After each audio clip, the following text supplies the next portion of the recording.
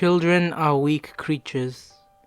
They are easily manipulated, easily molded into perfect reflections of whatever authority is in their lives.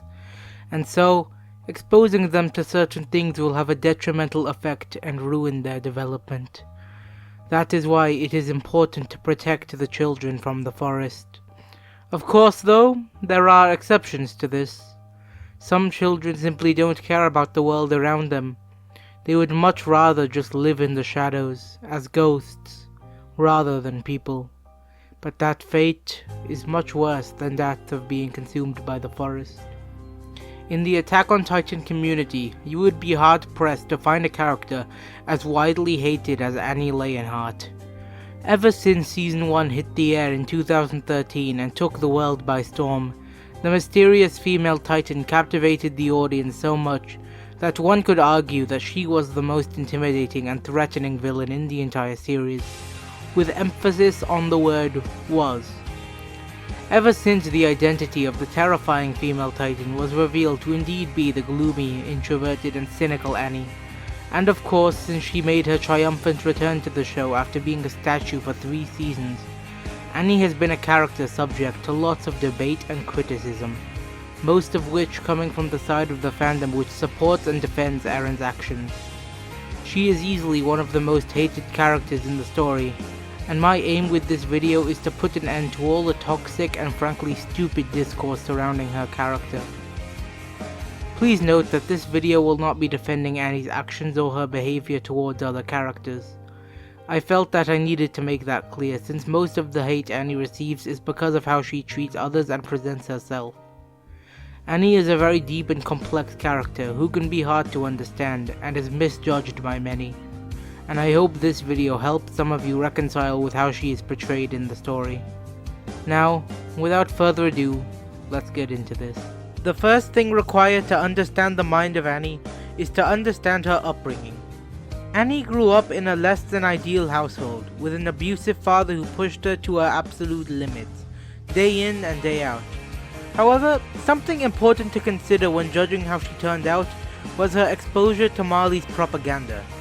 While other warriors are clearly shown to have been fed lies from an early age, with Annie it is more ambiguous.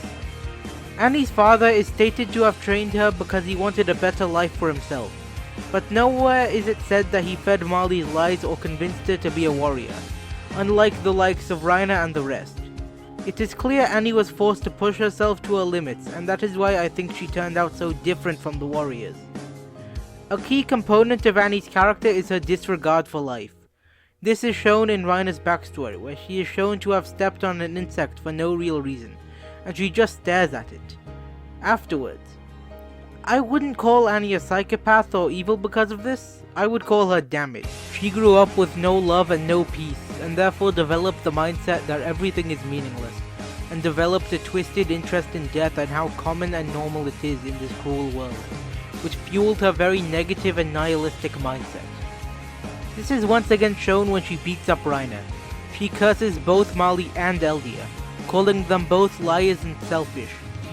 But what's interesting is that she says the same about herself. She admits to being selfish and just wanting to get back to her father, and that is something people don't understand. Being a morally bad person doesn't mean the character is poorly written. People hate on Annie because she's selfish, but that's the point. She's designed to be an unlikable character. Isayama did a good job presenting her ugly side. But ultimately that leads to the question, why does Annie care so much about returning to her father? Well, as I've already established, Annie saw life as meaningless. She never bought into the propaganda and lies of Eldia and Marley, since for her entire life, she was forced to be a warrior, not brainwashed into being one. She was always an odd one out because she never experienced any affectionate or peaceful moments with her supposed loving father. This all changed on the day she left for Paradise. Annie felt love emanating from her father for the first time in her life, and this shook her to her core, and made her rethink her entire life's purpose. Annie's arc with her father ties into the greater theme of Attack on Titan immensely well. Annie didn't have any purpose or sense of belonging in life. She was always an outsider, always a cold and distant individual with a strange fascination for death and the futility of life, the meaninglessness of it. So, when the person who made her life a living hell for so many years finally showed her affection, she realized that he was the only person who could give her life meaning, and she embraced that idea of meaning. Annie is certainly a devil and a monster with no regard for life, but she is a devil with a purpose and a reason to be one. A reason that she herself admits is stupid and selfish. That shows the nuance of her character. Keeping the children out of the forest is a central theme of Attack on Titan, and so is finding meaning in the cruel world. Annie's story ties into both of these themes in meaningful ways. Annie was such a gifted child who was forcefully let into the forest, and the forest didn't take it easy on her. It broke her and twisted her into the empty, cold and distant person we see in the series. However, despite having been broken by the forest, Annie always finds meaning in this cruel world. Annie was so empty and so cold that one act of anything other than cold, harsh relentlessness made her think about what she wanted in life. She had nothing else to do and nothing else to fight for, so she settled for the only thing that could make her life mean something. Was Annie's dad a terrible person who didn't deserve his daughter's forgiveness? Yes. Was Annie wrong or foolish to become obsessed with the one chance at a peaceful and happy life she could think of in this world that treated her like trash? No. She's just a child at the end of the day, and children who are broken latch onto things and ideas that bring them comfort in this cruel world. That is what Annie did. Now on to a very controversial aspect of Annie's character, and that is her relationship with Armin. I'm gonna be completely upfront and honest. I despise this ship. It's underdeveloped, nonsensical, embarrassingly cringe, and too cliche and cute for my liking.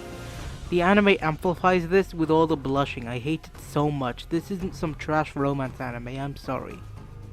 However, I will admit that this ship does have some interesting connections to the overall story of AOT and Annie's character, and therefore is worth talking about in this video, despite me personally hating it with a passion.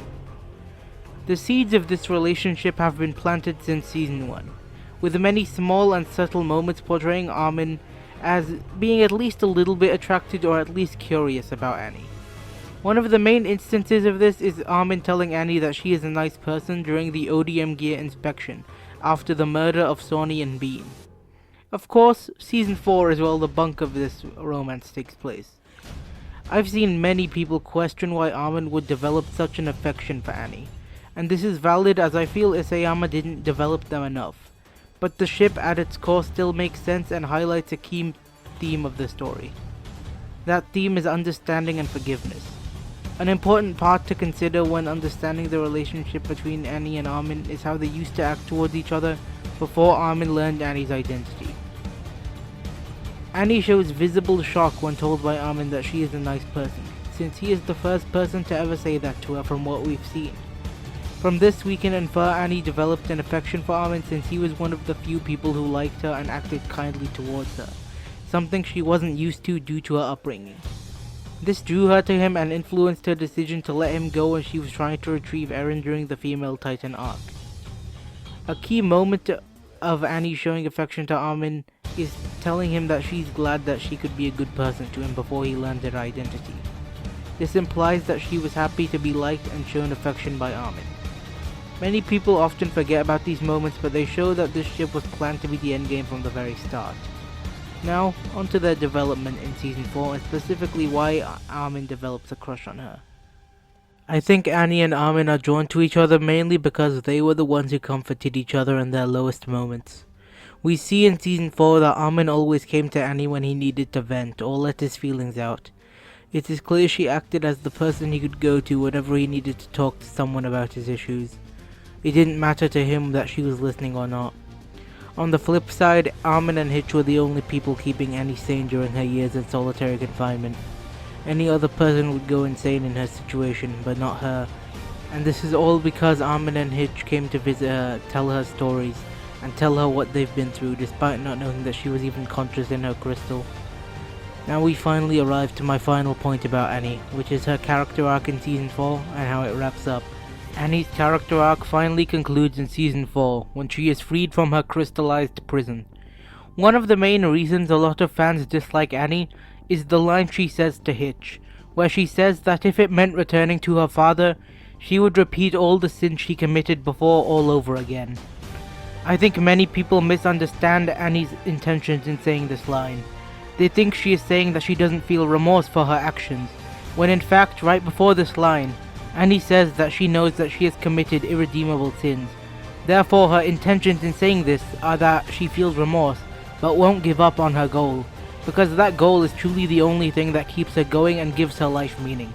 And no matter what she has to do, she will complete it.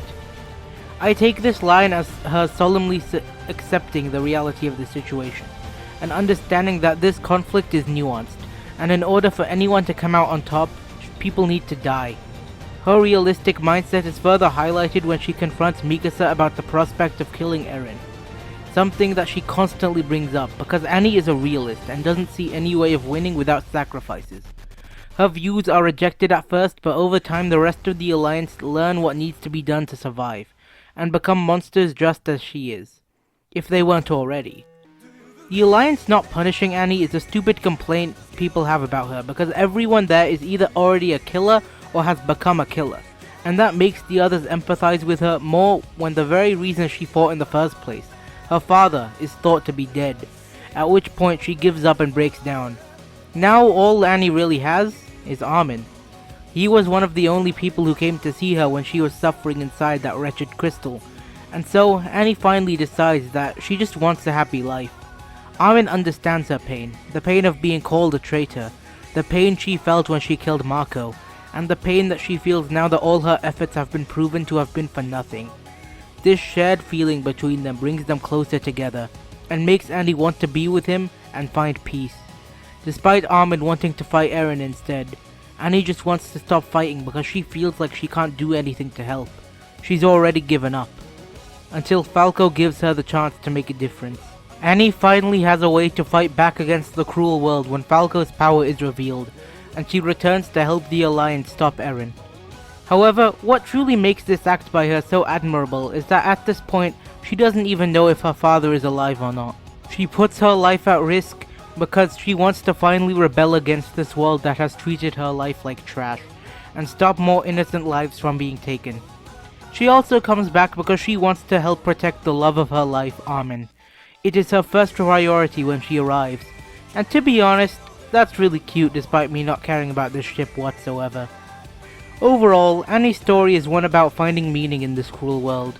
She thought everything was meaningless and dark outside of her one goal, and when that one goal was unreachable in her eyes, she collapsed and gave up, only to find meaning again in the only person who ever truly understood her, and in the end, that person helped guide her back to her original goal, and finally secure for her the peaceful life she always wanted. I hope this video changed your perspective on Annie, because she truly went through a lot of pain, and the only reason she did so much bad stuff is because of that trauma. Annie was a monster and she knew it, but in the end she found her humanity again, and lived the way she always wanted to deep down, and I think that's a beautiful conclusion for her character. If you enjoyed this video, consider subscribing and liking, drop a comment below too if you wish to give feedback. That is all for today, and until next time, this has been Quick Binger.